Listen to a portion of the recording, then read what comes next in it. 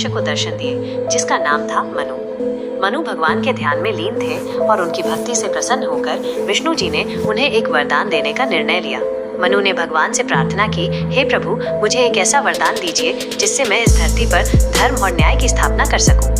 भगवान विष्णु ने मुस्कुराते हुए कहा, तथास्तु, मैं तुम्हें ऐसा वरदान देता हूँ जिससे तुम एक महान राजा बनोगे और तुम्हारी प्रजा सुख शांति से रहेगी। तुम्हें ज्ञान, शक्ति और विवेक प्राप्त होगा और तुम धरती पर धर्म का मार्ग प्रशस्त करोगे। मनु ने भगवान को धन्यवाद दिया और अपने वरदान का सदुपयोग करने का वचन दिया। समय बीतने के साथ मनु एक महान राजा बने। उन्होंने न्याय और धर्म के मार्ग पर चलते हुए अपनी प्रजा की सेवा की। उनकी बुद्धिमत्ता और न्यायप्रियता की चर्चा दूर दूर तक फैली। एक दिन एक दुष्ट राक्षस ने मनु के राज्य पर आक्रमण कर दिया। राक्षस बहुत शक्तिशाली था और उसकी सेना ने राज्य में तबाही मचा दी। मनु और उनकी प्रजा भयभीत हो गए, लेकिन उन्होंने हार नहीं मानी। मनु ने अपनी बुद्धि और शक्ति का उपयोग करते हुए एक योजना बनाई। उन्होंने अपनी सेना को संगठित किया और राक्षस के खिलाफ युद्ध की घोषणा की। युद्ध भयंकर था, लेकिन मनु और उनकी सेना ने साहस और दृढ़ संकल्प के साथ लड़ाई लड़ी।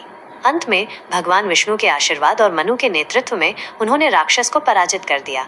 राक्षस के पराजय के बाद मनु ने अपने राज्य में शांति और समृद्धि वापस लाई। उन्होंने धर्म और न्याय के मार्ग पर चलते हुए अपनी प्रजा की सेवा जारी रखी और उनका नाम इतिहास में अमर हो गया।